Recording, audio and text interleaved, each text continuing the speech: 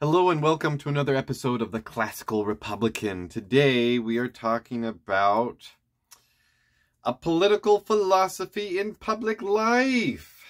Yeah, so exciting.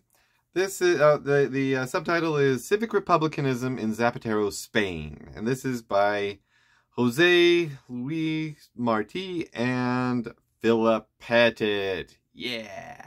So this is really exciting. This is what this has all been leading up to with the videos on Plato's Seventh Letter and Philip Pettit.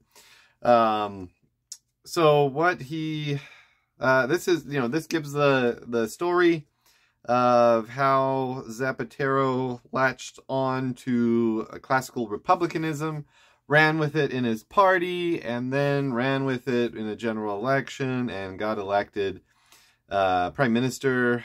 And so it's really an awesome story that you don't really you don't see things like this today unless it's like really bad, like Steve Bannon and Trump and stuff like that, or Alexander Dugin and Putin. Yeah. So I'm gonna read just the table of contents to start off here. So it's the Spanish context, and that's mostly by Jose Luis Marti, and he is talking about republicanism and the history of well, the political history of Spain. And so that it's the intellectual, it's very intellectual history, political philosophy. So it's really cool. Then the second part is civic republican theory, and that is mostly Philip Pettit, who's talking about really just summing up the theory. So that's really good. It's a good read. That's only about 30 pages, a little bit more than 30 pages. And then the third section, the theory in practice, Spain in 2004 to 2008.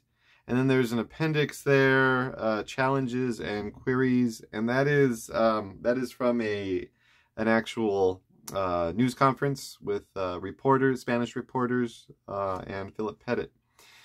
And then the fourth part, an interview with Prime Minister Zapatero, and that's really cool. It helps spell out what Zapatero was really trying to accomplish with classical republicanism in Spain at that time. And then the last part, giving philosophy a public life. And that's really good because it talks about the different aspects that you need to get it, to get something, to get an actual philosophy into public life. And that's by both the authors, Pettit and Marti. And this is something, I mean, you could probably have your own book on this, but he talks about the 3 conditions that are important. So I'll just read a little part here. It says, first, the ideal or set of ideals advanced must be able to be shared equally among the members of the polity.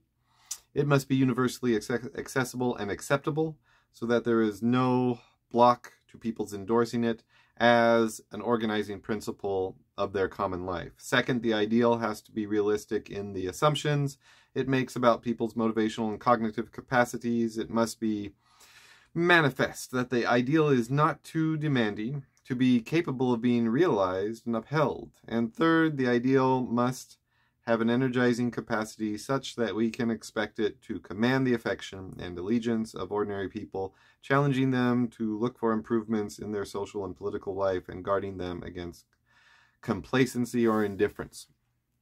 So even though that's just the last chapter, it's really, I don't know, I think it could use its own, well, a lot of this could be its own book on its own. It's a really good book.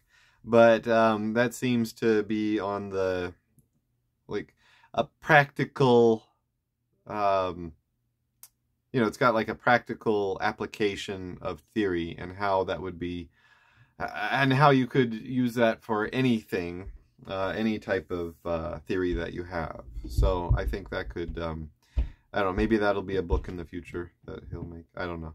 It's been a few years, but he doesn't have. I don't think. Maybe he's written more articles about it. Maybe, I don't know. I haven't read all of Pettit's articles. I'm trying to read all his books. So this was back in 2010 when that was published. So I'm going to be putting out more videos on different parts of the book. But yeah, this is a really good book, and everybody should read it. Until next time, long live the Republic.